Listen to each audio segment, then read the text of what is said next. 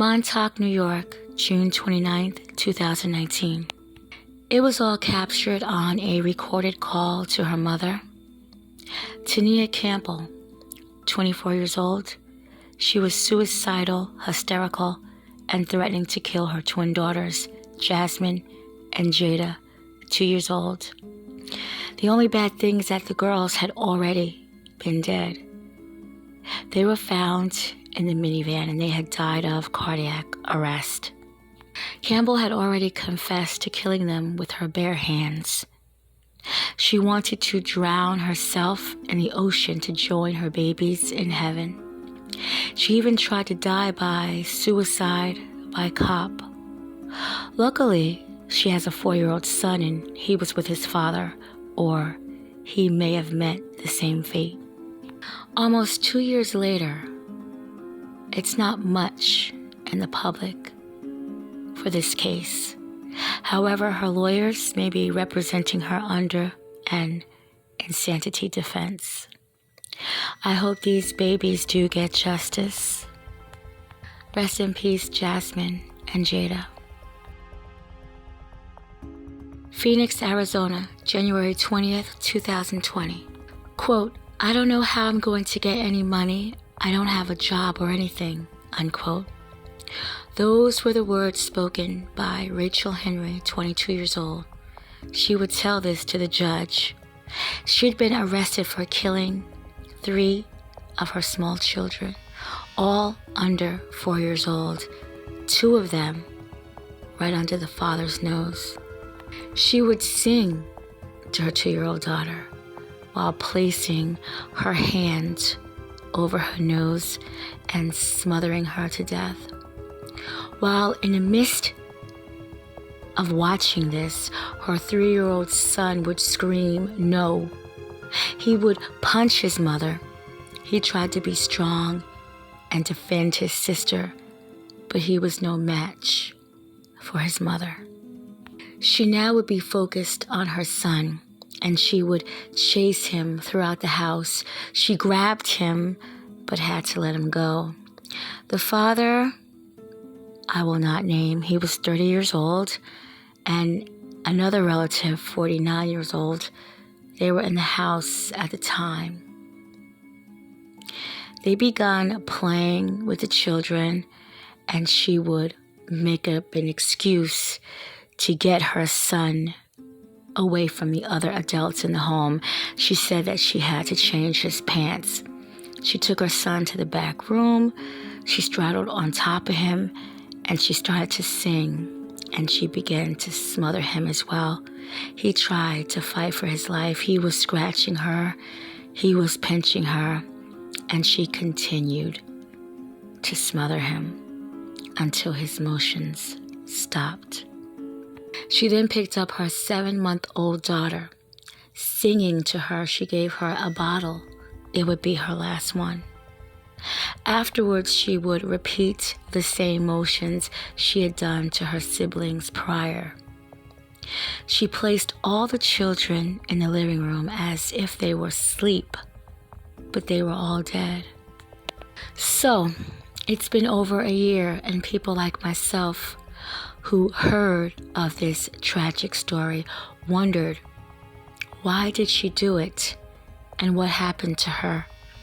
A family member, a great aunt, would go and speak to her in jail. She recorded it.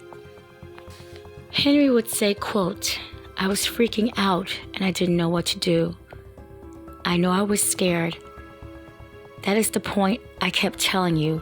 I felt like I was losing my mind. I didn't know what was going on. I tried to talk to someone. They said I was stupid or scared, and I didn't know what I was talking about. She continued. Do you know how bad I wanted to go to the store? I wanted to go outside. I wanted to do this. I wanted to do that. You said I couldn't be seen by Francisco. You said I couldn't go to the store because of my babies and this and that. I was trapped in the house, unquote. Trial for Rachel Henry does begin in September. And Arizona is seeking the death penalty. Georgia, June 4th, 2019, the sentencing had taken place. When I say disgrace is in every race, I am not lying. This is a story about a black person, a white person, and a Hispanic person. Morgan Summerlin, 25, had two associates in her life. Richard, known as Pop, Office 78, and Alfred Trejos. His age is unknown, but I believe he could be possibly in his 30s. She had two daughters, 5 and 6, and she would bring her children to Pop's house, where she would wait in the living room, while her daughters would be in his bedroom massaging his feet and kissing him, and he would touch them inappropriately, and he had sex with one of the daughters. He would give each of the daughters $100 and give their mother drugs. These same acts would happen later with Alfredo Trejos. She would bring her children to Alfredo's home, and he would have sex and molest the children in exchange for money and drugs. The girls did confide in their grandmother, Teresa Davidson, who did absolutely nothing. Even though there is disgrace in every race doesn't get sentenced the same.